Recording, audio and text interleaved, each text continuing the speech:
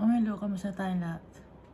I praise my Father, I glorify His name, I exalt the name of the Creator of heaven and earth. For His great love for us, He will stay the same. He will be forever loving, forever merciful, forever caring, and He will provide for us everything forever and so much more. He's full of love, full of mercy, full of meekness, full of kindness. His name is Yahweh, the Almighty Father. And I thank my friend, my Savior, my Redeemer, the Lamb of God, Jesus Christ, for His precious blood. And now we have a future and a hope because of Jesus Christ. We will not die anymore. We will live forever with our Father and Jesus Christ in their heavenly kingdom.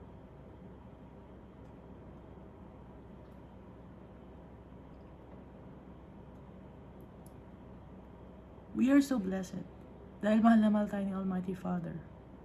He created us in His image and likeness. Kaya magtataka tayo, no? Bakit may mga tao na gusto nila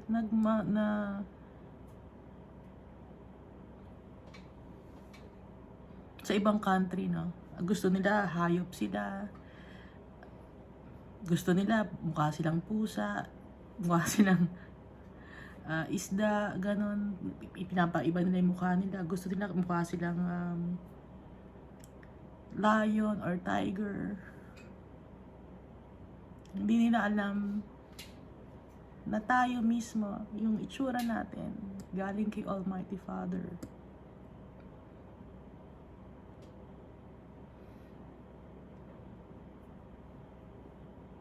Kaya magpasalamat tayo sa tatay natin, binigyan niya tayo ng importansya. Kaya ang turing sa atin ni Almighty Father, we are His treasure. Dahil kamukha natin yung tatay natin. At kung kamukha natin ang tatay natin, dapat maging holy tayo. Dapat malinis tayo sa kanyang paningin. Lahat tayo nagkakasala, no? Pero nandiyan si Jesus Christ, hihingi tayo ng kapatawaran. Hanggat nandito tayo sa mundo, maraming mga trials, temptations, tribulations tayo na na-experience. Pero mahina tayo, we are weak. Para maging strong tayo, we have to cling on to Jesus Christ because our Jesus Christ, He's strong. Napaglabanan niya lahat, napagtagumpayan niya yung mundo na to.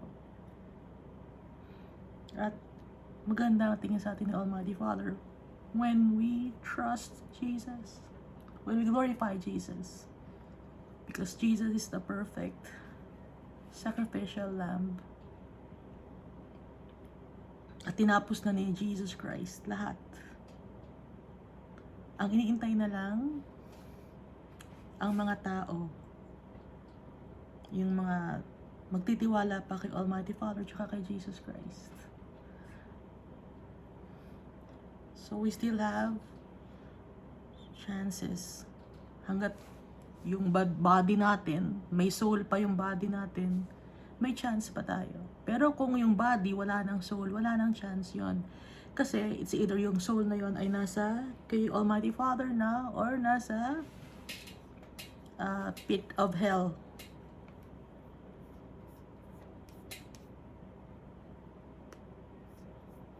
Punishment yon. Yun ang curse. Death. So nung nagkasala si Adan at saka si Eva, yun ang curse. Yun yung death. Supposedly, hindi tayo dapat mamamatay. But because of sin, yun ang curse atin. Namamatay na ang body natin. Pero, our soul still lives. Either, nasa kay Almighty Father yung soul mo or mapunta sa impyerno.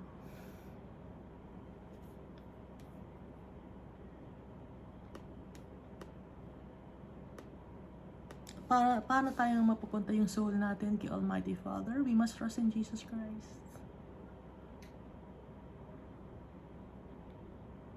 And ask for forgiveness. Be humble. Be remorseful. And practice the teachings of Jesus Christ.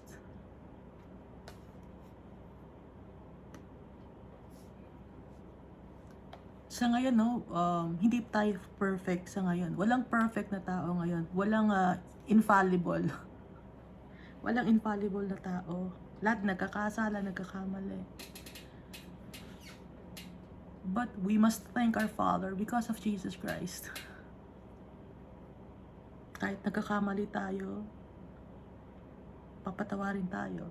Jesus can also forgive sins like the Almighty Father.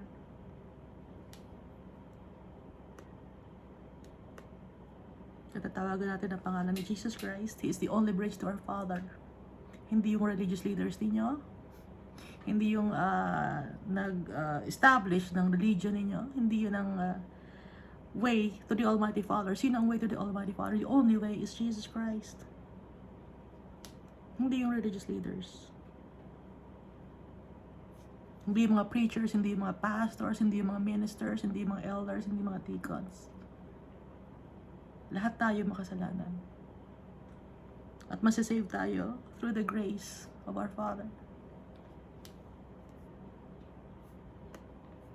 Last time we read Jeremiah chapter 46, no? It's about the judgment sa mga tao. Nabasa na rin natin yung itong mga judgment, itong mga scenario sa book of Isaiah. So, iba yung timeline ni Isaiah sa timeline ni Jeremiah. Kung titignan nyo sa guides, iba yung year kung kailan naging prophet si Isaiah at kung kailan naging prophet si Jeremiah. Pero kung ano ang sinasabi ni Almighty Father kay Isaiah, ganun din kay Jeremiah. Naiiba lang yung mga pangalan or yung mga lugar. Kasi yung mga lugar, associated yon sa tao. Dahil yung mga tao sa nakatira dun sa lugar, no?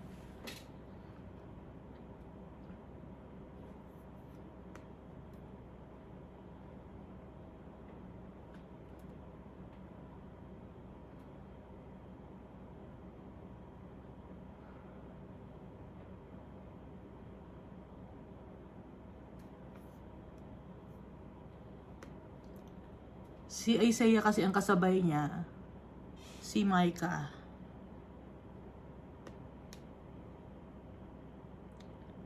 (767 BC)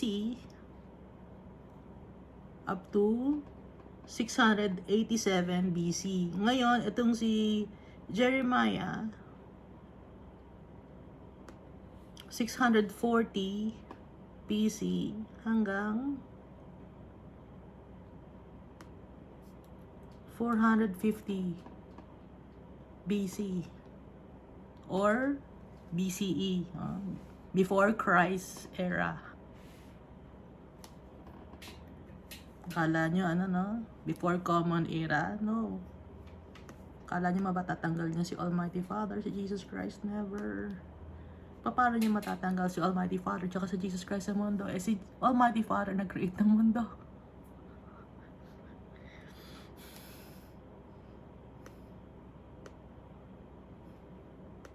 Kayo ang tatanggalin ni Almighty Father. Kayo na umaayaw kay Almighty Father. Kayo ang tatanggalin ni Almighty Father.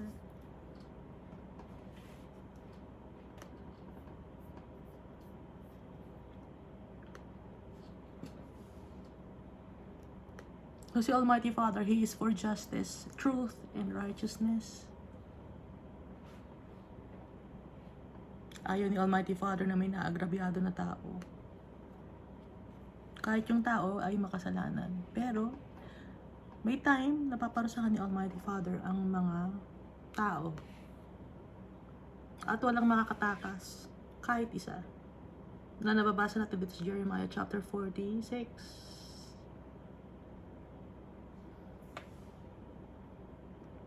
kahit magsama-sama pa ang mga tao,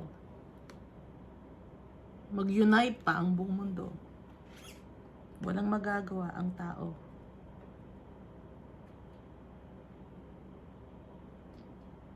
Kahit marami pang medicine na igawa or itapal niya sa kanyang sarili, no? Sa verse 11, O Virgin, the daughter of Egypt, in vain you will use many medicines, you shall not be cured. Hindi ka magagamot, hindi ka mawawalan ng kasalanan. Dahil hindi ka papakumbaba. Ikaw ay mapapahiya.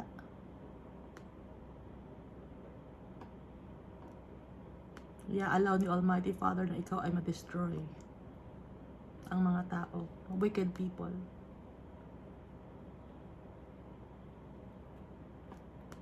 Yung mga valiant men, baliwala yun kay Almighty Father. At yung mga masisave na mga tao, yung mga babalik kay Almighty Father, yung hihingi ng tawad, magiging remorseful, yung mag-humble kay Almighty Father. Pero, syempre, yung mga ginawa nilang mga bagay na wickedness, merong repercussions. Kailangan matuto ang tao. Dahil pag hindi natututo ang tao, gagawin niya yung mga bagay na hindi gusto ni Almighty Father.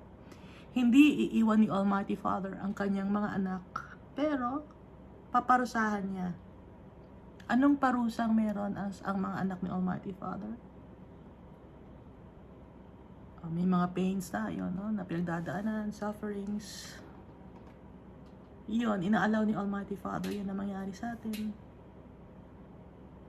Yung kaiinisan tayo ng tao, sisiraan tayo ng tao, inaalaw ni Almighty Father yun para matuto tayo. Para hindi tayo manakit ng kapwa-tao natin. Inaalaw ni Almighty Father na yung negosyo mo hindi maging successful para magpakumbaba ka. Naalaw ni Almighty Father na hindi ka matanggap sa trabaho para malaman mo na hindi ka malakas. Para malaman mo na you should not trust in yourself but trust in the Lord. So lahat ng bagay, i-acknowledge natin yung tatay natin, ask for His guidance. Para hindi tayo mawala sa right path, to righteousness, to our Father's path.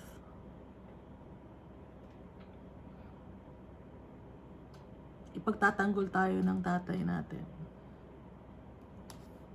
Hindi niya tayo iiwan. So, dito naman tayo sa Jeremiah chapter 47. Maikli lang tong Jeremiah chapter 47. Ano lang to? 7 verses lang, no? The word of the Lord that came to Jeremiah the prophet against the Philistines before Pharaoh attacked Gaza. Bago i-atake ni Pharaoh or ng king ng Egypt ang Gaza, kinausap ni Almighty Father si Jeremiah patungkol sa mga Philistines. So yung Philistines noon, ang lugar na ngayon ay tawag ay Palestine. Ang ibig sabihin ng word na Philistines, uncultured or people who lack education. Nakalagay ito sa worldhistory.org. Baka sabihin nyo, gini-invento ko lang. Tingnan ko yung ibig sabihin ng word na Philistine. Yun ang ibig sabihin nung time na yun, uncultured or lacks education. So pinatutungkolan dito ni Almighty Father yung mga tao na uncultured. Not necessarily mga Philistines. Tayo pa rin ito. Uncultured tayo. Lacks education. Hindi tayo maalam. Wala tayong alam. Dahil ang the fear of the Lord is the beginning of wisdom. Diba? Ngayon, kung wala tayong takot kay Almighty Father, wala tayong wisdom. Hindi tayo maalam. So, ito ay pinatutungkulan ang mga taong walang takot kay Almighty Father.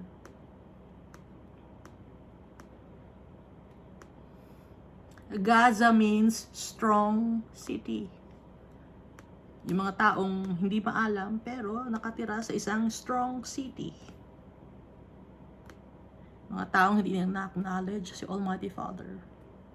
If you don't acknowledge the Almighty Father as the creator of the world, you are hindi maalam. Anong English ng hindi maalam? Lacks knowledge, lacks wisdom, uneducated.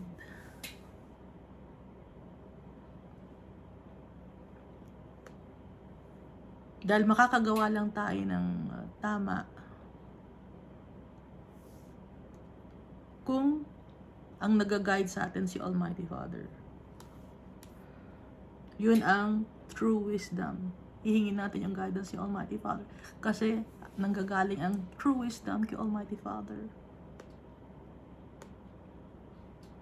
So, ito ay pinatutungkulan yung mga tao na hindi ina-acknowledge si Almighty Father. Thus says the Lord, verse 2, Behold, waters rise out of the north, and shall be an overflowing flood. Waters rise out of the north. The north means heaven, and shall be an overflowing flood. Tubig ba ang bababa galing sa heaven? Lilinisin, ibig sabihin, lilinisin. Galing sa heaven, lilinisin ang mundo. And shall be an overflowing flood. They shall overflow the land and all that is in it, the city and those who dwell within. Then the men shall cry, and all the inhabitants of the land shall wail. Lilinisin ni Almighty Father. Hindi to not necessarily tubig, no? Pero it's a form of cleansing of the land, of earth. Kaya nga, the men shall cry, and all the inhabitants of the land shall wail. Lilinisin, tatanggalan ng mga wicked people. Mahihirapan ang tao, magkakaroon ng calamities, and pains and sufferings. Baka sabihin niyo, bakit puro laging pains and sufferings? Lagi natin tandaan, ano? Prophetic book to. Puro parusa sa mga tao, sa mga wicked people, sa mga stubborn people. Kailangan parusahan ang mga stubborn people para ilagay tayo sa dapat nating kalagyan. Dahil mayabang tayo. Verse 3, At the noise of the stamping hooves of his strong horses, at the rushing of his chariots, at the rumbling of his wheels, the fathers will not look back for their children, lacking courage. Pag dumating na yung time ng sufferings and pains and calamities and tragedies, yung mga selfish people, they will only look after themselves. They will save themselves. Makakalimutan nila yung mga anak nila. Hindi na nila babalikan. Dahil mas gusto nilang masave sila, sarili nila.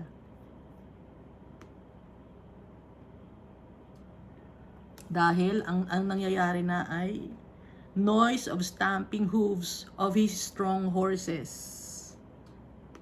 It's a judgment day to. Na nasa Book of Revelation, di ba, pag nandun yung mga strong horses. Stamping hooves. Manghihina ang mga fathers will not look back for their children, lacking courage. They will be weakened. Verse 4, because of the day that comes to plunder all the Philistines. Ipaplunder ang mga uneducated people, those people who don't want to trust the Almighty Father, who don't acknowledge the Almighty Father. They will be plundered. They will be cut off and separated. To cut off from Tyre and Sidon every helper who remains. Tyre means rock, and Sidon means fishery. Ika-cut off ka sa bato, tatanggalin ka sa bato, no? Yung kinalalagyan mo na bato, tatanggalin ka doon. And fishery. Ano ba yung fishery? Yung source of livelihood mo. Every helper who remains. For the Lord shall plunder the Philistines and the remnant of the country of Caphtor. Caphtor is also Crete. Crete means to round up and cut off. Nakikita ninyo na hindi man yung mga tao noong nung nauna sa atin, naiintindihan din nila itong mga prophetic books.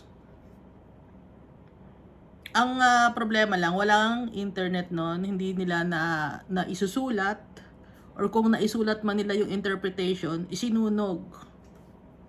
Pinagkamalan silang mga mangkukulam.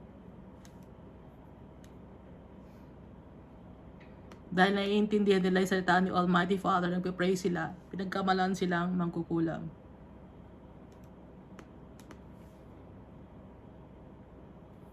So sinunog. At pero may makakaintindi at makakaintindi pa rin ng mga sinasabi ni Almighty Father.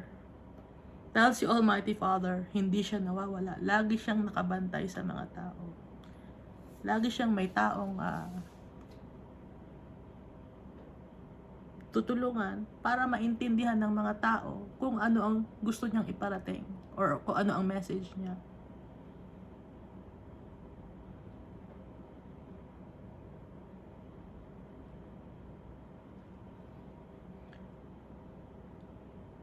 The Lord shall plunder the Philistines, the remnant of the country of Caphtor, or Crete. Yung Crete, no, it means to round up and cut off. So makikita rin natin dito sa verse 4 yung word na to cut off. Kaya may mga tao na nakakaintindi nito kahit na noon-noon pa.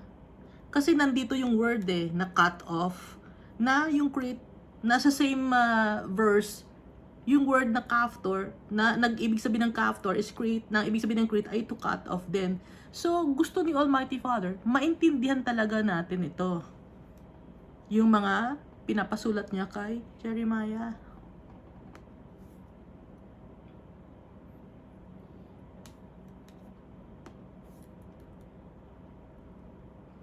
Verse 5, boldness has come upon Gaza. Baldness means, pag bald, kalbo, no? Barrenness, desolation has come upon Gaza. Sa strong city, anong mangyayari? Barrenness and desolation will be experienced by the people who consider themselves as strong. Ashkelon is cut off with the remnant of their valley. Ashkelon means to weigh. Bakit na-cut off yung Ashkelon? Kulang sila sa timbang. Kasi nga, Ashkelon is cut off with the remnant of their valley. How long will you cut yourself? Ashkelon means to weigh. So, nabanggit dito sa may, sa may book of Daniel. You have been weighed and found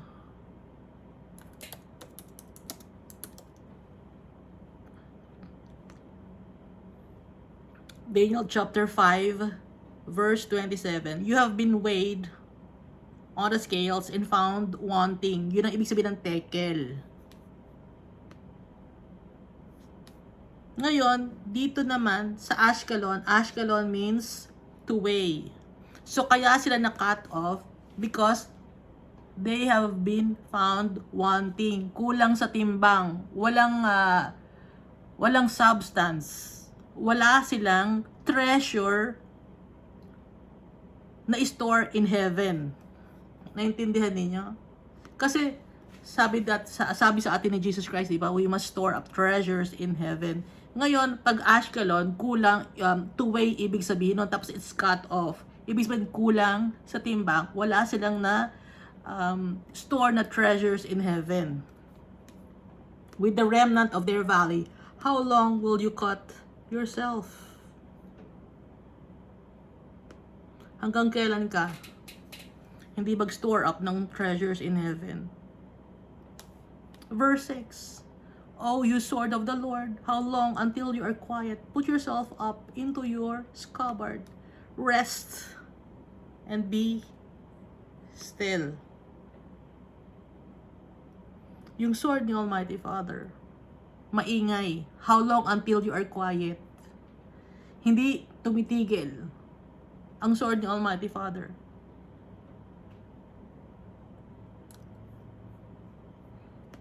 Naturuan ng lesson ang mga tao.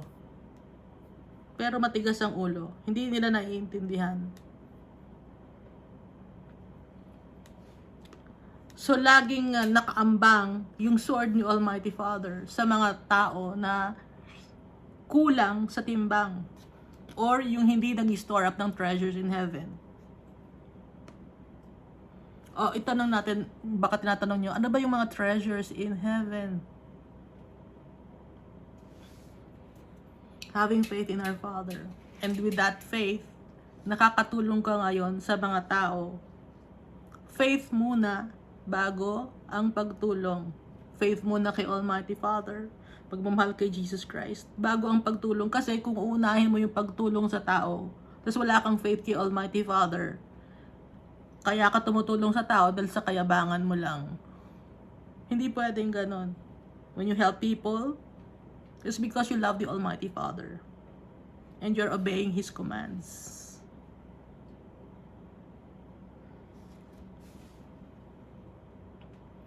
Ano yung fruits of the Holy Spirit? Hindi lang pagtulong, no? Love, kaya mong mag-share ng love. Iparamdam mo sa tao na tanggap mo siya. Love, joy, peace. Hindi ka nanggugulo. Love, joy, peace, forbearance. Nagtitiis ka, kindness. Maayos ka makitungo sa tao. Gentleness. Ulitin ko na, wala ako. Love, joy, peace, forbearance, kindness, gentleness, faithfulness, and self-control.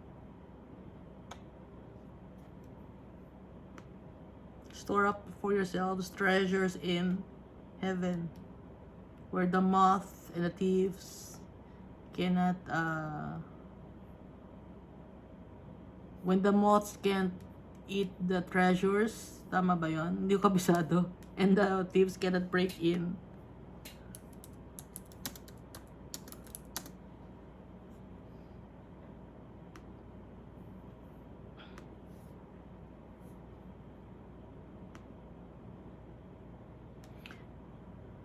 Matthew chapter 6 verse 19 to 21. Do not lay up for yourselves treasures on earth where moth and rust destroy and where thieves break in and steal.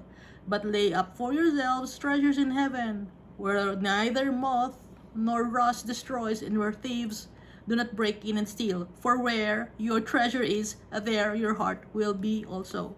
So, asan ang puso natin ngayon? Nasa treasure ba natin dito sa mundo o na kay Almighty Father?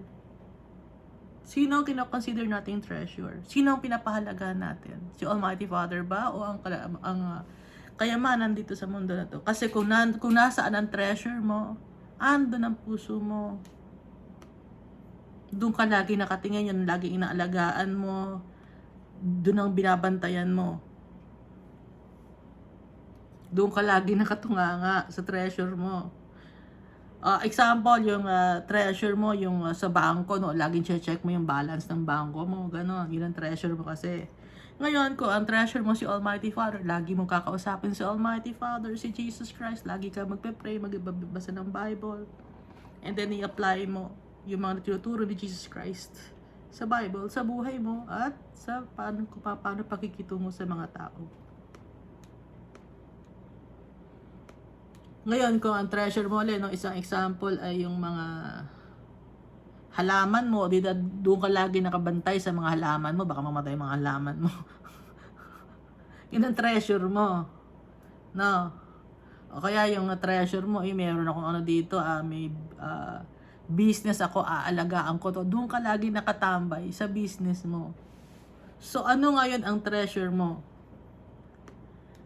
Ang wise decision, ang treasure natin, si Almighty Father. Yun ang wisest decision.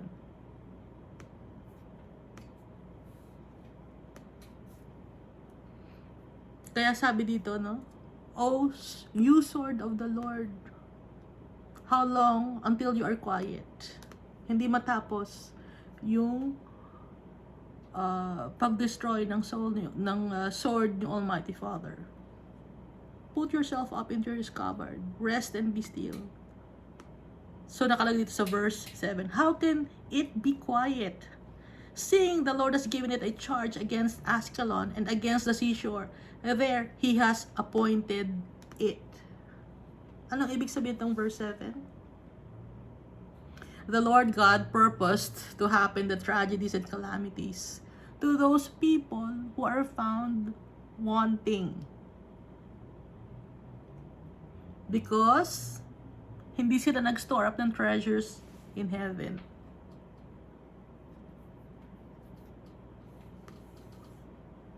So, baka magtaka kayo, paano napunta itong judgment in Philistia sa store up treasures in heaven? Nakita natin dito yung punishment ni Almighty Father.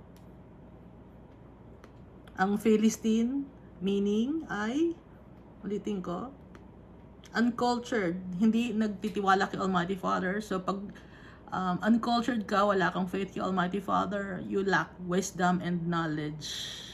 At saan nanggagaling ang true wisdom and knowledge kay Almighty Father? And then paparusahan ni Almighty Father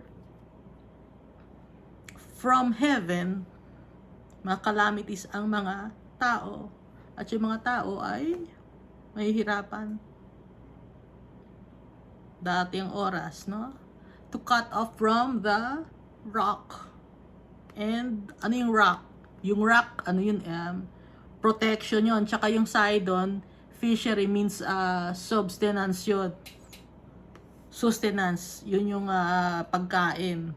Every helper who remains, for the Lord shall plunder the Philistines. Tatanggalin yung mga bagay na nagpoprotekta sa iyo, bagay na pinanghahawakan mo, na pinagmamalaki mo, at magiging baldness has come upon Gaza. Ibig sabihin desolation. At saka you will find it's a kakulangan sa buhay, no? Unsatisfied ka. At Ashkelon, pagtitimbang.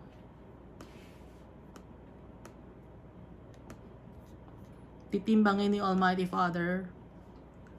Alam niyo naman yung justice, di ba?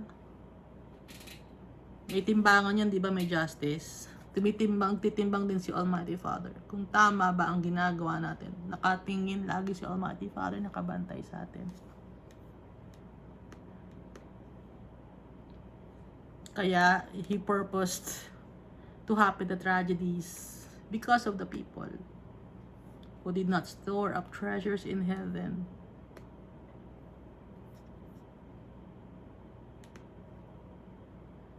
Nakakalungkot, no? Nalulungkot ba kayo? Nalulungkot ako. Hindi naman ako natutuwa na may mga taong masasaktan.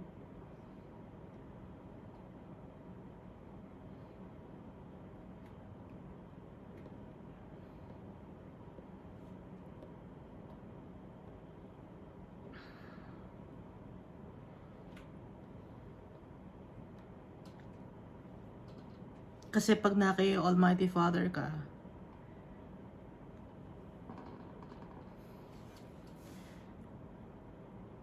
yung gusto ng puso mo, lahat ng tao masave. Kasi yun ang nasa puso ni Almighty Father. Lahat ng tao, lahat ng kaluluwa mapupunta kay Almighty Father, makabalik kay Almighty Father. Kaya nalulungkot ako pag nababasa ko may mga tao na hindi makakapunta kay Almighty Father. At nalulungkot din si Almighty Father. Pero kailangan niyang gawin yun to give justice to Himself. Alagaan ni Almighty Father ang name niya. And to protect His people. Yung mga tao nagtitiwala sa Kanya. Gaya natin.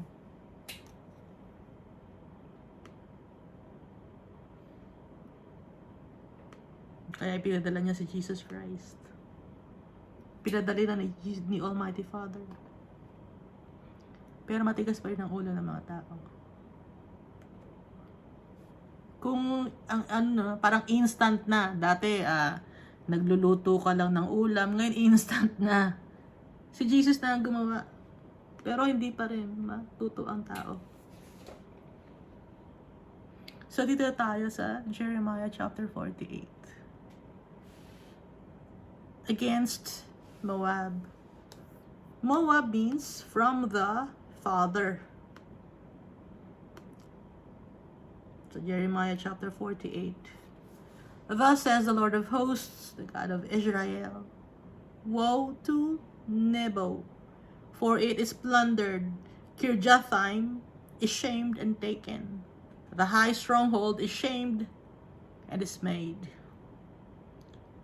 So, iba-iba lang yung lugar. Just like sa Book of Revelation, may church in Ephesus, church in Philadelphia, church in Smyrna, Pergamos, Thyatira, ano ba iba? 7 churches yon. At dito naman, mga lugar naman na pinatutungkulan ay mga tao.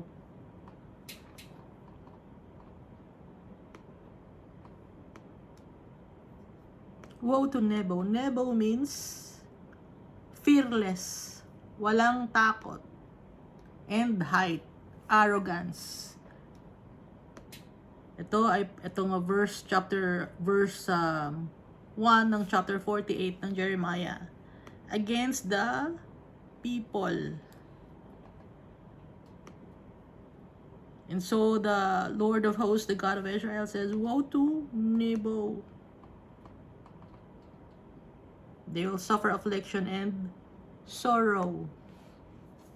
The arrogant and fearless people. Why fearless? Walang kinatatakutan. Hindi sila natatakot kay Almighty Father. For it is plundered.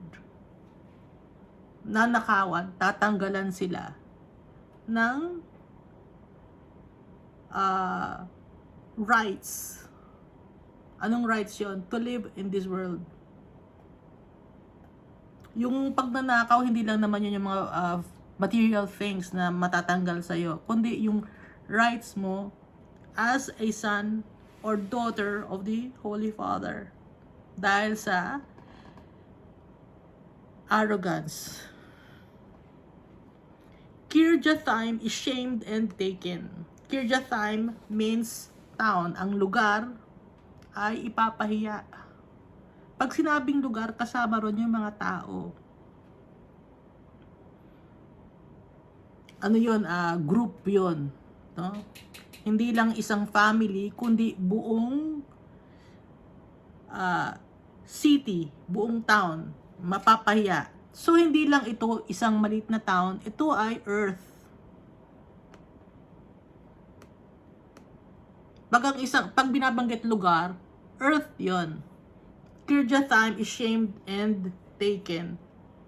The high stronghold is shamed and dismayed. Mapapahiya ang mga taong arrogant, boastful, and those who don't fear the Almighty Father and Jesus Christ. Mapapahiya sila. Verse 2, no more praise of Moab in Heshbon. They have devised evil against her. Heshbon means to think up or devise. Kaya nga tingnan niyo, no more praise of Moab. In Heshbon, they have devised evil against her. Heshbon means devise or to think up. Hindi inilalayo ni Almighty Father yung meaning ng lugar na Heshbon sa binabanggit niya na description kung ano ang gagawin niya sa Heshbon. Naiintindihan ninyo? Kasi yun din ang meaning ng Heshbon, eh. Oh. In Heshbon, they have devised evil against her. So if we use in devising or to think up, they have devised evil against her, yun pa rin ang ibig sabihin. Naiintindihan? Nakakaintindi mo sa akin. May dalawang tao yata nakakaintindi sa akin. Nanay ko, naiintindihan ba ako ng nanay ko? Come and let us cut her off as a nation. You also shall be cut down, O madmen. Yung madmen na pinatutungkulan dito, mga tao or those who live in Moab. The sword shall pursue you. Hahabulin ka ng sword. Ang sword, kaparusahan ni Almighty Father, curse ni Almighty Father, death, because of arrogance of the people. They will be cut off. Laging yun ang message ni Almighty Father, arrogance. Magpakumbaba ka, humble yourselves, be remorseful. Yun ang laging panawagan ni Almighty Father sa mga tao. To obey the Almighty Father because napaka-disobedient ng mga tao. Kaya kailangan tayong turuan ng lesson to follow Him. Verse 3, a voice of crying shall be from Horonaim, plundering and great destruction. Horonaim means two caves or double cave. Pag sinabing double cave, no? Pag double cave siya, isang cave lang doon meron ng alingaw-ngaw.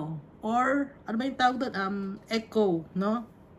So, a voice of crying shall be from two caves. So, yung malakas na boses ang lalabas. Nagre-reverberate. Plundering and great destruction. Yun ang maririnig na boses. Pero yung boses, dinidescribe dito, galing sa dalawang cave. Di ba, pag sumigaw ka sa cave, may mga alingaw-ngaw. Ano yung echo? Or nagre-reverberate na parang galing sa kuweba na hindi mo malaman. Ganun ang boses, pero malakas, maliwanag. Plundering and great destruction. Ganun ang boses ni Almighty Father. Hindi mo alam kung saan galing, pero maliwanag at very powerful. Verse 4, Moab is destroyed. Her little ones have caused a cry to be heard. Moab is destroyed, meaning the earth will be destroyed. And her little ones have caused a cry to be heard. So yung mga tao na nakatira sa Moab or yung tao na nakatira sa earth, sila ay mag-iiyakan. Anguish and pain will be experienced by the people. For in the ascent of Luhith, they ascend with continual weeping. For in the descent of Horonaim, the enemies have heard a cry of destruction. Ano yung ascent of Luhith? Luhith means to shine or brightness. For in the ascent of Luhith, pag umakyat ang shine or brightness, they ascend with continual weeping. Pag umakyat ang brightness, nakita yung liwanag, yung clarity, yung holiness, yung mawawala lahat ng kasinungalingan, lahat will be made cleared, and truth will be revealed. Magkakaroon ng continual weeping. Mawawala yung mga kasinungalingan dahil pag nagkaroon ng brightness, mawawala yung kasinungalingan at yung mga kadumihan. All will be revealed. Kaya magkakaroon ng continual weeping.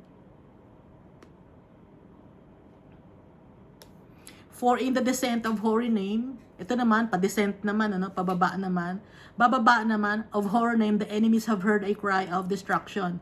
Bababa naman ang boses na malakas, na nag-reverberate, na may echo, na powerful, maririnig yun ng mga enemies. They have heard a cry of destruction. Ang maririnig nila, sigaw ng destruction. Yun ang maririnig ng mga enemies. Dahil nag-ascend na yung brightness na naliwanagan na, lumabas na yung katotohanan. Ngayon, bababa naman ang utos from the Almighty Father against the enemies. No, naintindihan natin verse 5. So, naiintindihan ng mga, sino ba yung mga enemies? The wicked people. Magiging aware sila of their sins. At alam nila that the destruction is looming. Parating na ang destruction. Verse 6, flee, save your lives, and be like the juniper in the wilderness. Ano ba yung juniper? Juniper ay isang halaman na nagsished siya. Flee your lives. Flee, save yourselves. No? Or flee, save your lives. Magtago kayo, ingatan ninyo ang buhay ninyo, save ninyo, and be like the juniper in the wilderness. Yung juniper, once a year, nagsished siya.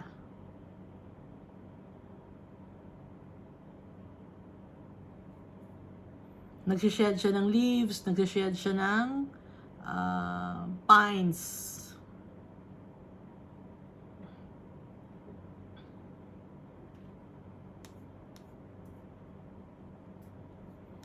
Kaya, to save our lives, be like the juniper in the wilderness. Ano yun? Shed your old self. Tanggalin mo yung mga kasalanan mo. Magsisi ka. No? Yun ang ibig sabihin nun. Para masave yung buhay mo, tumakbo ka, masave yung buhay mo, maging kagaya ka ng juniper sa wilderness. Mag-shed ka. Tanggalin mo yung kadumihan mo. Magbago ka kasi juniper every autumn nagshe-shed siya ng leaves tsaka ng kanyang mga barks or needles.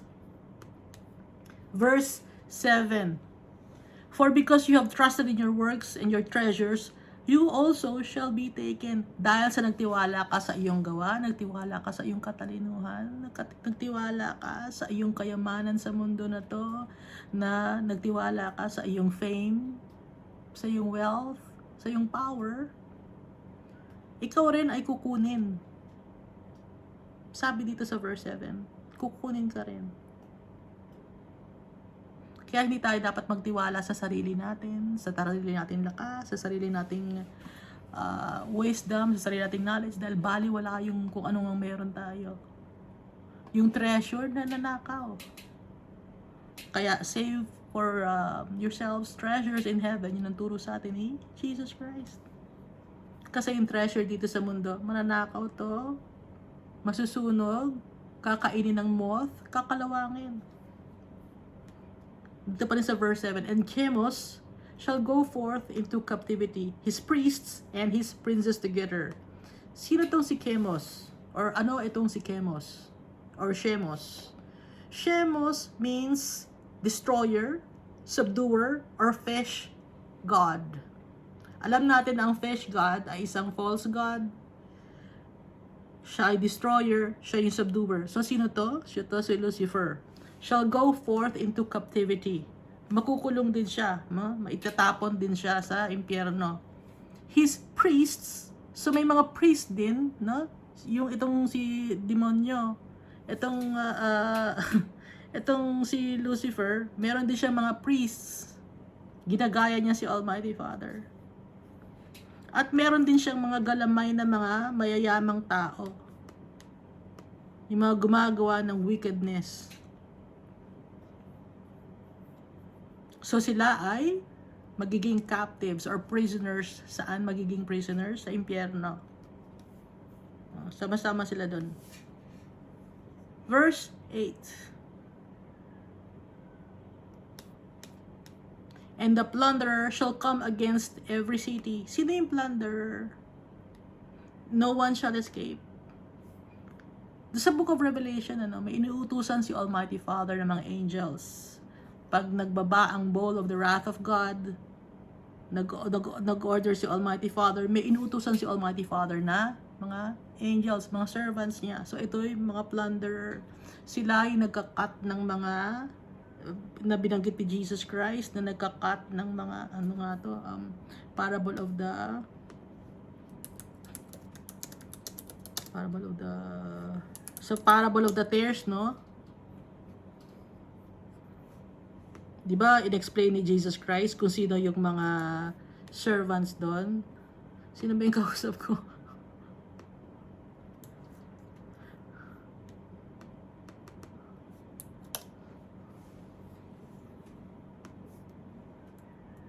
In-explain ni Jesus Christ. Dito sa verse 38 of Matthew chapter 36, mala pumunta ko. Then Jesus sent the multitude away and went into the house, and his disciples came to him saying, "Explain to us the parable of the tares of the fields." He answered and said to them, "He who sows the good seed is the Son of Man. The field is the world.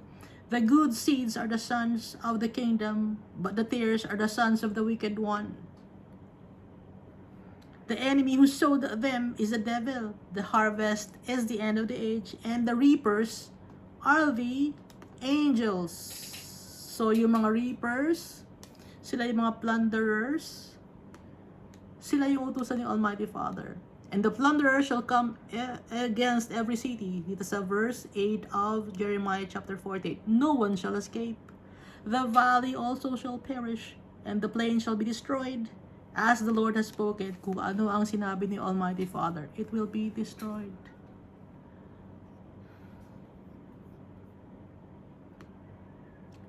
Sa tingin niyo masaya si Almighty Father to destroy people? To destroy His works? Hindi siya masaya. Nagigrieve si Almighty Father. But He has to do it, for His name is holy, and for His servants who are faithful to Him, who is asking for them, who is asking God to avenge them, to give them justice. And so God will give justice to His faithful people, faithful children. Kasi yun ang characteristics ng Almighty Father, yung nature niya, mapagmahal siya. He's loyal, faithful, loving. At yung mga tao na ayaw sa Kanya, wala siyang magagawa but to throw them into the pit of hell. Verse 9, "Give wings to Moab, that she may flee and get away, for her cities shall be desolate without any to dwell in them." Bigyan ng pakpak ang Moab para makatakas siya, para makalipad siya.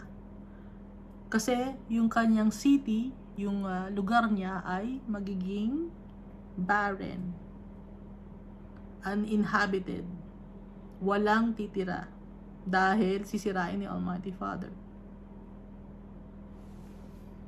Verse 10, "Cursed is he who does the work of the Lord deceitfully." So what is cursed? Death. The Lord will cause the people to die. Those who are liars and do injustices,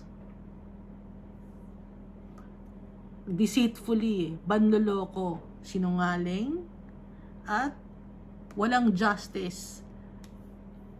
Yon mga tao na yon, they will suffer the consequences of their actions. And the consequences, pain and death. "And cursed is he who keeps back his sword from blood." Ano ito? Meron ding kaparusahan yung tao na nananakit o pumapatay ng kapwa-tao niya. Hindi lang ito pananakit physically, pinatay mo, murder ka, kundi kahit sa salita mo, sinaktan mo yung tao, sa isip mo, pinatay mo yung tao, kasali yun doon. Kahit hindi mo siya physically napatay, kahit sa mind mo lang pinatay, kasali na yun doon kasi may malicious intent yun eh. Ayaw ni Almighty Father nun, kaya mapaparusahan din yung mga tao na mga chismosa. Nakalagay diba sa Romans chapter 1?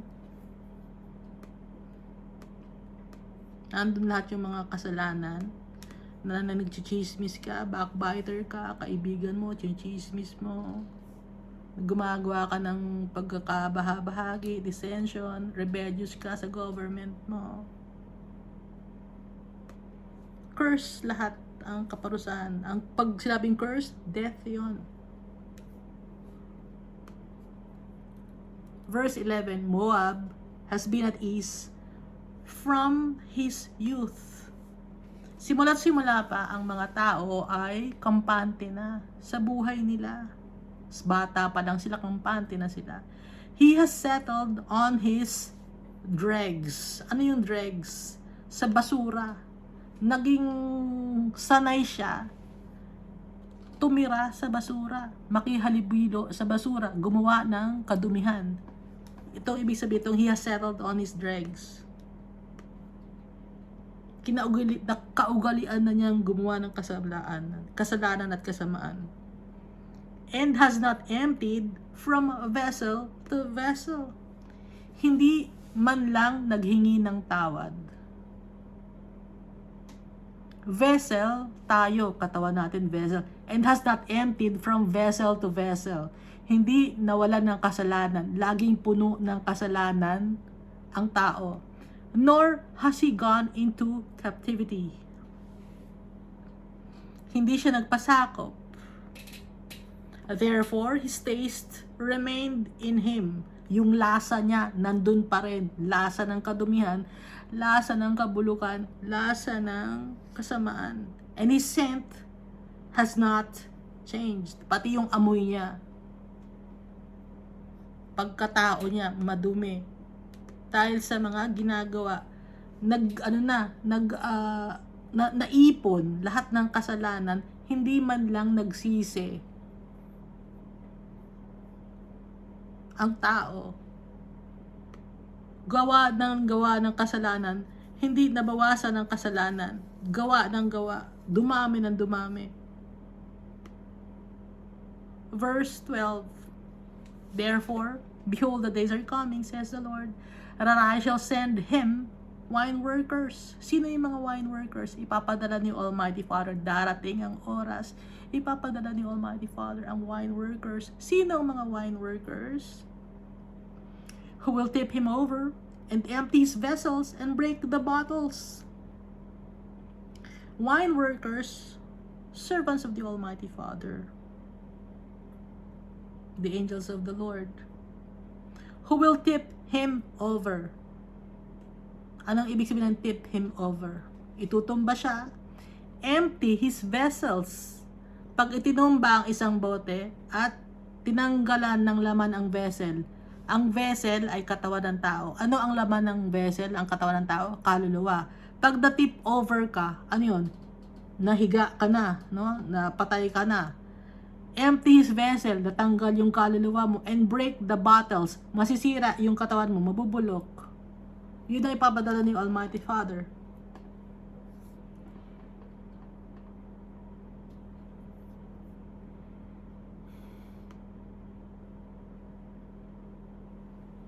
Dahil napuno na ng kasalanan ng tao, ayaw humingi ng tawad, ayaw magpakumbaba. Nanawagan pa rin si Almighty Father ngayon. Hindi maintindihan ng tao. Kahit anong explain, may mga taong ayaw makinig.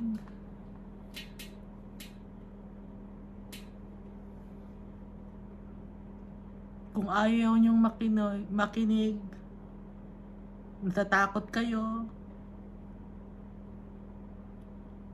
o disregard niyo ang salita ni Almighty Father, disregard niyo ang warning ni Almighty Father. Nag-decide na kayo. Nag-unsubscribe kayo. Ibig sabihin, hindi nyo kaya yung salita ni Almighty Father. Cowards. Weak. Yes, may mga nag-unsubscribe. And hindi ako nagagalit.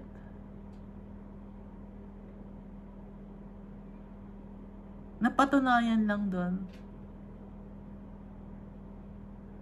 na meron akong tamang ginagawa. Nagpapasalamat ako kay Almighty Father dahil yung lahat mga salita ni Almighty Father, hindi lahat ng tao matatanggap. Ang sinasabi ni Almighty Father, these are not my words, these are the words of the Almighty Father. I'm reading to you His words. Hindi niya matatanggap. Sino lang ang matatanggap? Sino lang ang makakatanggap ng salita ni Almighty Father? Yung mga taong hindi duwag. Yung mga taong willing ang bigay nila ang sarili na kay Almighty Father. Yung mga tao na kinoconsider nila na ang treasure nila si Almighty Father. Yung mga tao na hindi nakafocus sa mundo na to, ang kanilang puso at isip, kundi nakafocus kay Almighty Father, yun lang ang makakatanggap ng salita ni Almighty Father.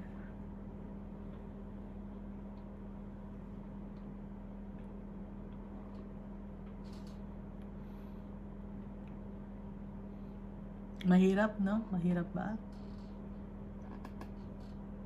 Hindi mahirap yun kung ibibigay natin ang sarili natin kay Almighty Father by denying ourselves.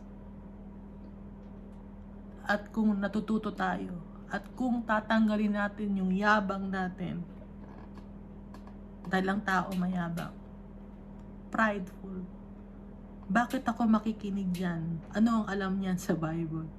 Bakit ako kailangan sumunod sa Bible?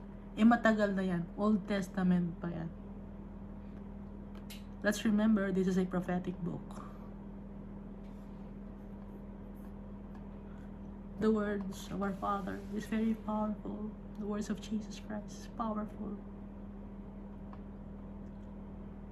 Binabasa lang natin to, nakaka-break na ng puso ng tao.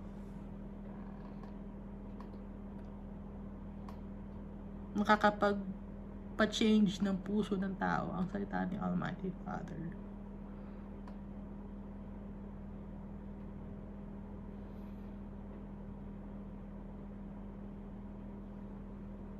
Hindi ko lang alam kung paano ko ipaparamdam sa inyo.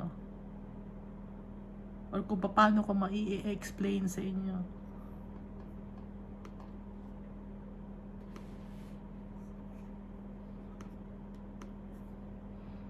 But I'm giving it all to my Father kung paano nyo tanggapin itong mga salita niya.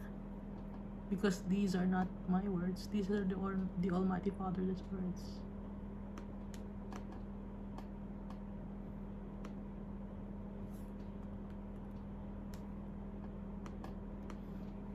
Kasi pag ang usapan yung tungkol sa kagaya nitong that I shall send him wine workers who will tip him over, itutumba siya, empty his vessels, tatanggalin ng kaluluwa niya, break the bottles, yung body niya madidisintegrate. Hindi niyo matanggap to kasi ang iniisip ninyo ay ang buhay sa mundo na to.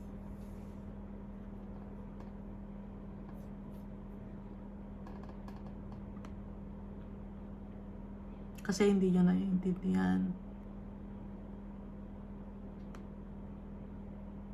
Dahil may mga pangarap kayo. Dahil may mga bagay kayo na pinangahawakan dito sa mundong ito.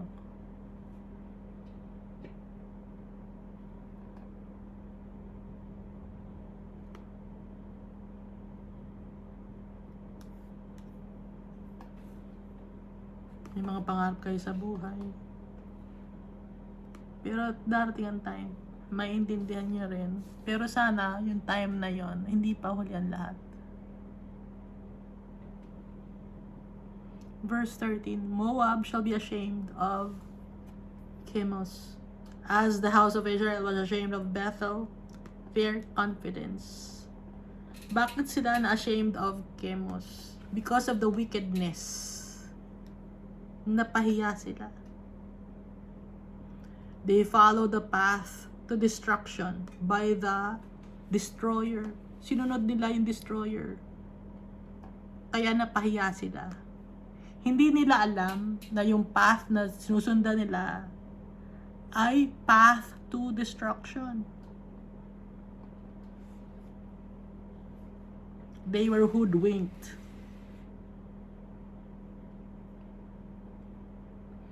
As the house of Israel was ashamed of Bethel, their confidence. Kung saan ka nagtitiwala, pinagtiwalaan nila yung Chemos, yung destroyer. Parang yung house of Israel, napahiya sila sa Bethel. Ano yung Bethel? House of bread. Napahiya sila, pinagtiwalaan nila yung kanilang bread, yung bagay na makakapagpabusog sa kanila, yung bagay na binibigyan nila ng importansya.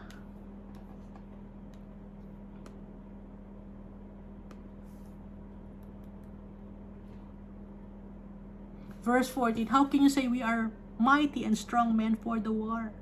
Paano niyong masasabi na kayo ay mighty? You are strong, you are brilliant, you are valiant para sa war. Bakit nyo nasabi yon? Na kaya nyo lahat na patumbahin, kaya nyo lahat sirain, kaya nyo lahat gibain, na ang mundo ay nasa kamay ninyo. How can you say that? Sabi ni Almighty Father. Moab is plundered and gone up from her cities. Her chosen young men have gone down to the slaughter, says the King, whose name is the Lord of Hosts, sabi ni Almighty Father. Paano niyo masasabing kayo ay malakas? Na nasa kamay ninyo ang mundo, na hawak-hawak ninyo, na kontrolado ninyo ang mundo. Pero, yung lugar ninyo, yung earth ninyo, ano na nangyari? Sira na, di ba? Bulok na. Pati yung mga young men nyo, yung mga tao ninyo, have gone down to the slaughter. Papunta sa slaughter. Alam nyo naman ibig sabihin ng slaughter, di ba? Yung mga mighty men ninyo, walang kwenta rin. Papunta rin sila sa slaughter. Pare-pareho kayo. Says the King, the Almighty Father, whose name is the Lord of Hosts. Kaya nga, wala tayong may pagmamalaki kay Almighty Father. Siya nag-create ng mundo nito, tas tatanggalin nyo siya sa mundo na to. Kayo ang tatanggalin ni Almighty Father. I'm telling this to warn people.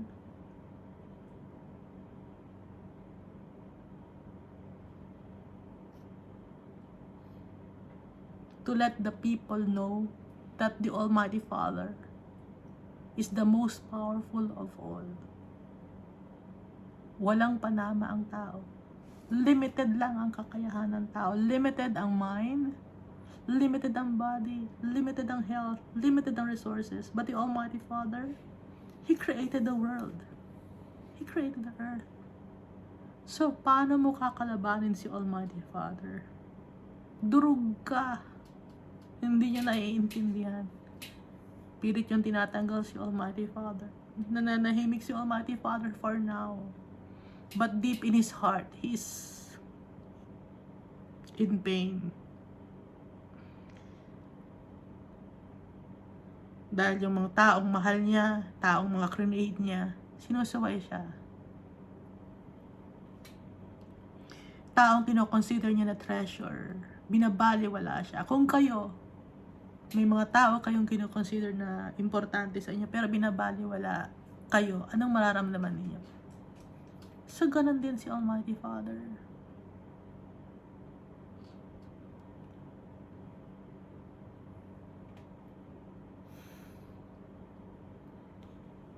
Siya nag-create sa atin. Kung nakakaramdam tayo ng pain, nakakaramdam din si Almighty Father. Disappointment, nakakaramdam din si Almighty Father.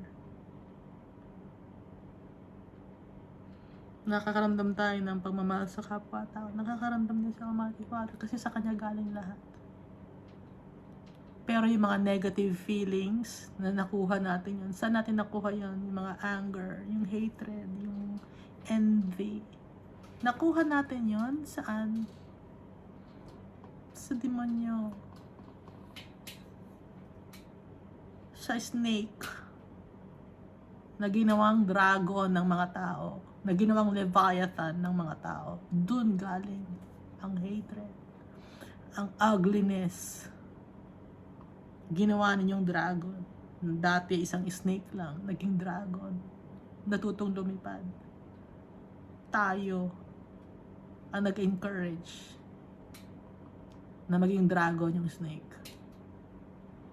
At ngayon, gusto niyo na namang i-celebrate. Sinasabi nyo, Year of the Dragon ngayon.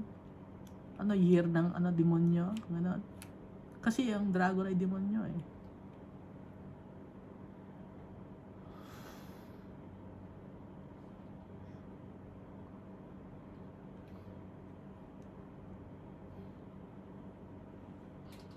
Kaya nga yung dragon, pag sineselebrate nyo, gusto niyang prosperity. Puro earthly possessions ang gusto ninyo dahil yun lang ang kayang ibigay ng dragon ninyo. And after some time, doon na kayo sa dragon sasama.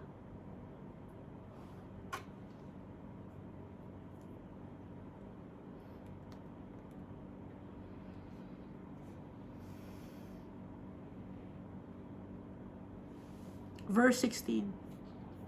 The calamity of Moab is near at hand, and this affliction comes quickly. Yung mga tragedies, calamities, pains and sufferings, tribulations, is near. Malapit na. And it will be swift. Malapit nang dumating, at ang pagdating niya ay mabilis. Yung pain and suffering. Mabilis. Hindi mo alam, na-trap ka na. Hindi mo alam, kailangan mo nang gawin ang mga bagay para to protect yourself.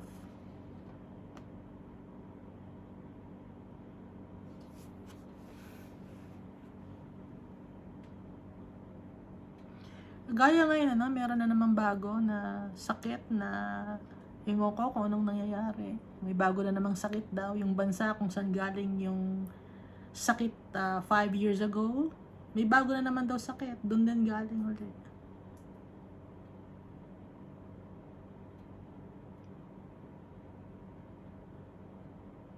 So, ang tawag doon, pestilence.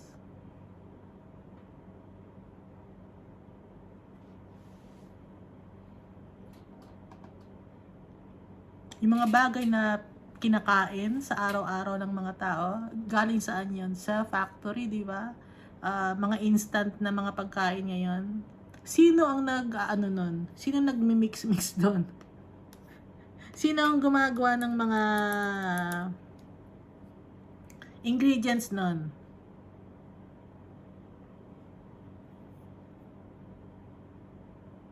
Sino ang gumagawa ng mga ingredients nun? Mga chemist, di ba? Mga food experts. Pero may mga chemist sila. Gaya ng paggagawa ka ng longganisa, chemist yun ang gumagawa ng longganisa. Kasi lalagyan mo ng bitter salt yun, yung salitre. No? Chemist ang mga gumagawa nun. Yung mga soft drinks, chemist yun gumagawa nun. Okay? Ngayon, nung time nung unang panahon, imbis na chemist ang tawag ay alchemist. Ano yung alchemist? Yung alchemist ay nagpa-practice ng alchemy. Ano ba yung alchemy?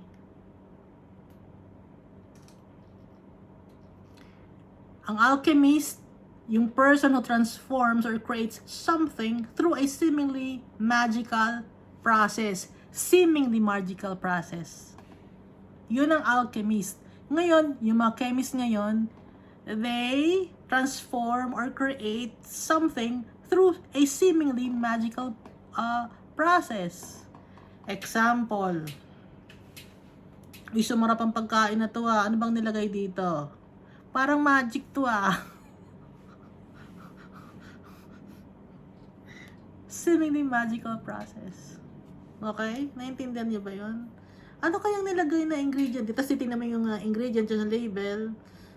Merong colorant number 1, colorant number to get para maging pula. Saan galing yung kulay pulang yon? Na pangkulay? Galing yon sa insekto na kaya kumukulay ng ganon ang kulay. Gaya ng pagkain na yung mga chichirya, yung mga snacks na may kulay pula. Merong ganon. Okay? So, kaya nga parang magical. Paano naging pula to? So, it's like seemingly magical process. That's alchemists. Or alchemy yung tawag sa process na yon. Na ang ngayon, iniba ngayon nila ang tawag, ginawang chemists. So, it is also like sorcery. Example naman kilala niyo si Frankenstein, di ba? Yung gumawa siya ng isang tao from other parts yung katawan. Minix-mix niya yung other parts ng katawan ng tao. Ginagawa na yun ng tao ngayon. May nabasa ako galing sa pig, yung kidney niya. Di ba yung kidney ng pig nilagay natin sa pansit? Inilagay na sa tao. Ikinabit sa tao. Pero syempre, iinom siya ng gamot para hindi i-reject ng katawan niya yon dahil hindi naman tao yung inilagay sa kanya na kidney. So that's an abomination in the eyes of God. Dahil katawan ng tao, it's created in the image and likeness of the Almighty Father. And then lalagyan mo ng hayop yung katawan ng tao, ng kidney ng baboy. Masaya ba si Almighty Father noon? Hindi siya masaya. That's sorcery. Kung ang akala ninyo si Frankenstein, baliw siya, no? Ano bang ginagawa nito? That's parang sorcery, di ba? Or kung may makita kayo na isang babae o isang lalaki na naghati-hati siya ng katawan, tapos pagdudugtong-dugtongin niya, ay mangkukulam yan, ba't nabuhay? Ngayon, science na ang gumagawa nun. Iniba lang, ina-explain ko lang sa inyo, ganun din ang process. Yun nga, nakatapos ng college, doctorate. At paano nagkaroon ng school na ganon? Nag-usap-usap ngayon. Kailangan nating magkaroon ng school, kailangan nating magkaroon ng union. Okay? Para makapaghingi tayo ng malaki na bayad. Business. Pera.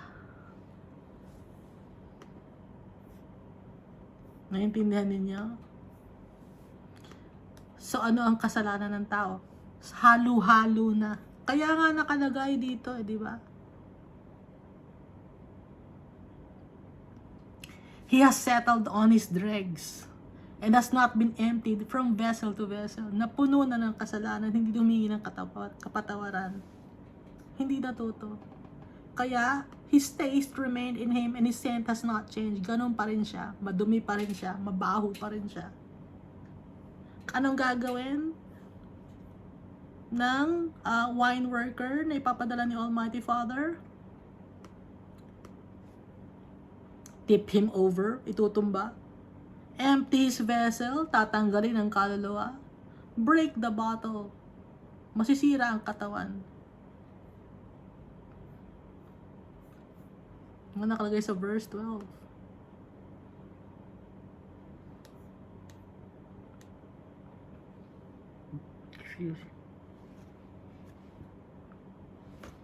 As the house of Moab shall be ashamed of Chemosh, as the house of Israel was ashamed of Bethel, their confidence. Kung saan mo kung saan ka confident, kung saan mo ina-anchor yung trust, mapapahiya ka.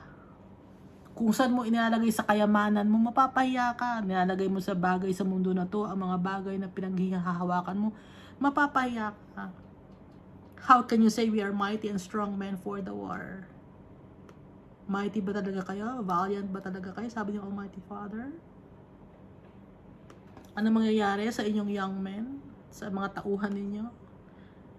They have gone down to the slaughter, says the Lord, the King, Yahweh, whose name is the Lord of hosts. The calamity of Moab is near at hand, and his affliction comes quickly. Verse 17, bemoan him, all you who are around him, and all you who know his name. Say, how the strong staff is broken, the beautiful rod. Ano yung beautiful rod? Alam niyo ba yung obelisk? Yung obelisk, it is a phallic symbol. Sa ibang mga country, and even here, no, meron tayong mga phallic symbol. Nakakakita na ba kayo ng mga statue na may patulis na ganyan? May patulis na ganyan, that's a phallic symbol, no? Kahit dun sa Vatican, may obelisk doon. It's a phallic symbol. Alam niyo ba yung obelisk? Yung diretso siya na nakaturo sa ganon, tapos nakaturo sa heaven, na pole siya. So that's a phallic symbol. It is a beautiful rod, no? How the strong staff is broken. So yun yung ipinagmamalaki ng mga tao. Symbolically. Okay? Parang pinagyayabang. Bemoan him, all you who are around him, and all you who know his name. Say how strong staff is broken, the beautiful rod. Sisirain ni Almighty Father yung mga bagay na yun, na pinagyayabang ng mga tao. Pinanghahawakan ng mga tao. O daughter inhabiting Dibon, or Dibon. Dibon means pining away or wasting. Ano yung nag-wasting or pining away? The earth.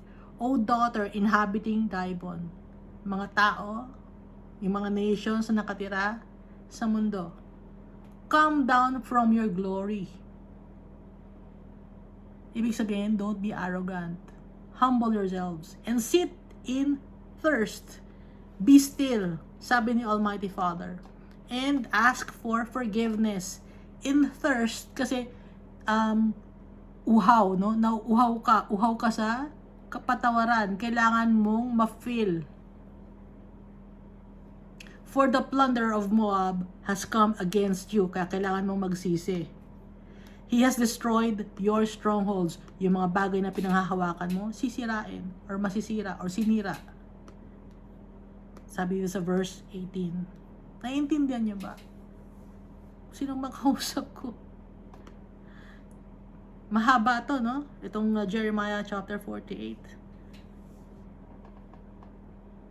Isang oras kalahati na pala tayo. Verse 19, O inhabitant of Aroer, stand by the way and watch, and ask him who flees and her who escapes, say, what has happened? Yung mga nakakatira sa Aroer, ano ba yung Aroer? It's a decaying place. Be wary. Ibig sabihin, stand by the way and watch. Be wary. Check out and be wary. Ask him who flees. Itanong mo, yung mga taong tumatakas, ano ba ang nangyari? Kasi hindi alam ng mga tao kung ano ang nangyayari sa kanila, kung bakit sila napaparusahan. Hindi nila alam, hindi sila aware. Kasi alam nila, tama ang ginagawa nila. Hindi sila na-inform ng maayos. May mga preachers sila, may mga pastors, may mga leaders, may mga ministers sila. Pero hindi sa kanila na-explain ng maayos. Hindi nasabi. Blind leading the blind.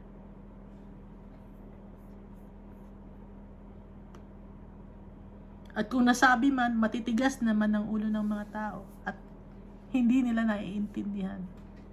Dahil ang focus nila ay nandito sa mundo, hindi nakafocus kay Almighty Father. Verse 20, Moab is shamed, for he is broken down, wail and cry.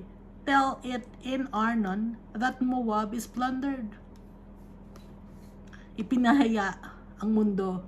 Dahil sisirain ang mundo, umiyak ka na at maglament, humingi ka ng katapatawaran. Ang mundo, it will be terrorized. It will be fiercely annihilated. Arnon means roaring stream or torrent valley. Tell it in Arnon that Moab is plundered. So, fiercely annihilated. Ibig sabihin ng torrent, diba? At saka roaring stream, magulo. Topsy-turvy, no? That Moab is plundered. And judgment has come on the plain country. Pati na ang panghusga, mapupunta din sa mga lugar na simple, bawat sulok. On Holon, ano yung Holon? Little sand. Kahit sa mga maliliit na lugar, mga mahihirap na lugar. Jeza, or trodden down sa mga tao na walang kakayahan, or sa mga tao na nakatira sa lugar na hindi mayaman. And Mephath, brightness and splendor, nakatira sa mga mayayamang lugar, no? Kasama, sabay-sabay. On Dibon, Dibon means pining or wasting away, sa lugar na nabubulok na, pabulok na. And Nebo, sa lugar na mga taong mayayabang at prideful. And Beth Diblathaim. Ano tong Beth Diblathaim? House of 2 fig cakes or house of dried figs. Ibig sabihin, tuyo na. Wala nang mapapakinabangan. Tuyo na. Yung fruit na fig, hindi na siya fresh. On Kirjathaim, town or city, yun namang masisira. Binabanggit ni Almighty Father, dinidescribe ni Almighty Father kung ano yung mga bagay na nasa mundo nito. So, lahat na. Beth Gamul, house of recompense or house of wind ones, meaning damaged or abandoned or rejected people. Pati yung mga rejected people na hindi humingi ng kapatawaran kay Almighty Father. And the house of the dwelling place, kahit na sa bahay na kumpletong pamilya, kung wala naman si Almighty Father sa kanilang midst, hindi nila pinapractice ang pagmamahal kay Almighty Father, masisira din. On Kirioth and Bozrah, Kirioth city to, Bozrah, sheepfold or enclosure, kahit sa mga nakapreso, kahit sa ang lugar, kahit sa mga subdivision or magagandang places. On all the cities of the land of Moab, far or near, buong Moab. So this is not really Moab. Ginamit lang a word na Moab, pero ito ay ang earth, mundo, on which we live.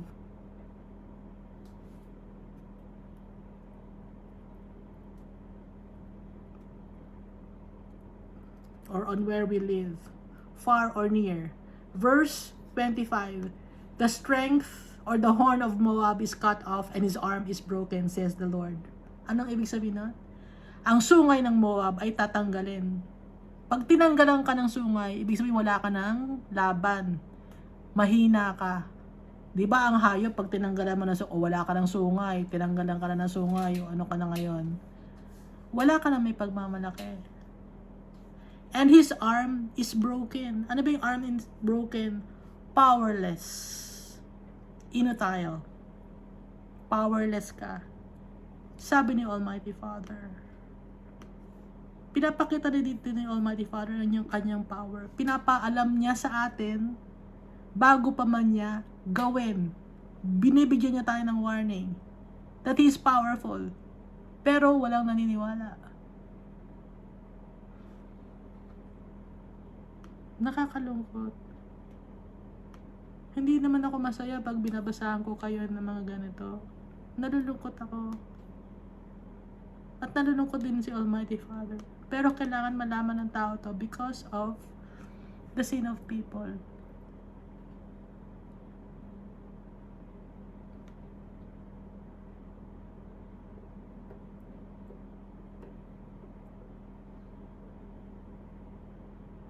Verse 26, make him drunk because he exalted himself against the Lord. Hayaan mo siyang malasing sa kanyang kalokohan. Kasi, itinataas niya ang kanyang sarili. Mas mataas pa sa pangalan ni Almighty Father. Ganon ang tao. Ina-exalt natin ang sarili natin. Itinataas natin, ginagawa nating magaling tayo kaysa kay Almighty Father. Maraming mga taong ganon. May mga taong ganun, sino ba yung isang singer, I'm famous than Jesus Christ? Ano nangyari sa kanya? Yung isang babae sabi, I don't need God. Ano nangyari sa kanya? Doon pa lang pinapakita ni Almighty Father ang kanyang power. Asa na sila ngayon? Wala na. Pero si Almighty Father nandito pa rin. Asa na yung mga taong disobedient kay Almighty Father? Nandun na sa ilalim ng lupa, bulok na. Si Almighty Father still powerful as ever. The Alpha and Omega. Moab shall wallow in his vomit, and he shall also be in derision. So si Moab, dahil sa kanyang kalasingan, sa kanyang power, isusukan niya ngayon yun. Mamamaho siya.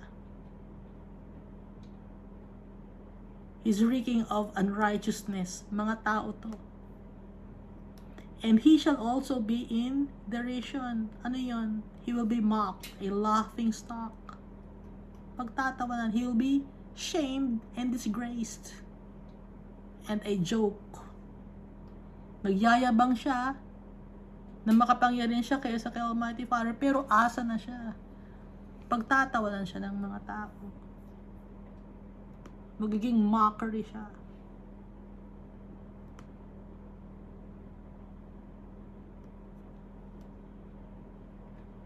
Verse 27, the Lord says, for was not Israel a derision to you? Was he found among thieves? For whenever you speak of him, you shake your head in scorn. Di ba kayo pinagtatawanan nyo ang Israel? Ang Israel, hindi ito yung country na pinatutungkulan ni Almighty Father. Ang Israel ay tayo. People who have struggled with God and prevailed because we love our Father. Pinagtatawanan tayo. Was he found among thieves? Na kita rin tayo ni Almighty Father, nakasama tayo ng mga thieves. Bakit sinasabing thieves? Kasi ang oras natin, hindi natin ibinibigay kay Almighty Father. Ginagawa natin yung oras natin para sa mga bagay na walang kabuluhan. It's a form of thievery. Hindi lang ito yung tungkol sa nagnanakaw ka ng pera, no? Hindi yon. Kundi, invest mo yung time mo kay Almighty Father. Ibigay mo sa Kanya ang pagmamahal mo sa ibang bagay mo binibigay. Ninanakawan mo si Almighty Father ng Kanyang rights. Pag hindi mo worship si Almighty Father, ninanakawan mo sa Kanya si Almighty Father. Kaya nga, thieves. For whenever you speak of Him, you shake your head in scorn. Sabi ni Almighty Father sa mga Moab. Ganon din ang ginagawa niyo, di ba, sa Israel? Na pinagtatawanan niyo rin. Pero kayo, verse 28, you who dwell in Moab, leave the cities and dwell in the rock, and be like the dove which makes her nest in the sides of the caves' mouth. Anong ibig sabihin nito? Diba, be wise as a serpent, but be meek as a dove. Kayo na nakatira sa Moab, sabi ng Almighty Father, leave the cities and dwell in the rocks, and be like the dove which makes her nest and in the sides of the caves' mouth. Ibig sabihin, magpaka-humble at maging meek in the eyes of the Almighty Father.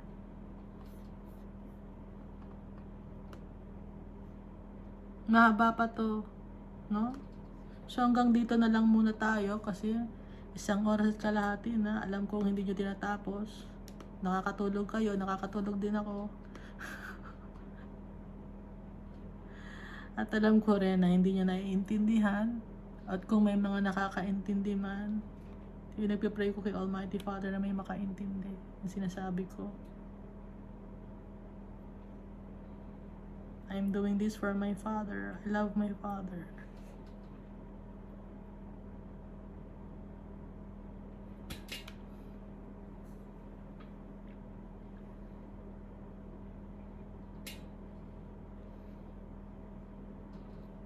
Honestly speaking, I want to store up treasures in heaven.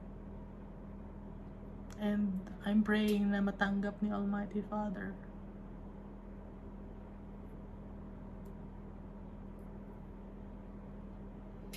On my own, I cannot do anything. I always acknowledge my Father because He first loved us. Our Father loves us so much. Siya ang unang nagmahal sa atin. Kaya ibigay natin ang nararapat para sa tatay natin.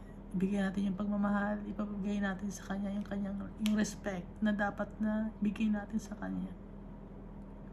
Dahil ibinigay na niya ang lahat-lahat para tayo ay masave. Binigay na niya ang lahat-lahat para mapabuti tayo. Tayo lang ang may problema. Surrender to our Father. Thank you, and God loves us all so much.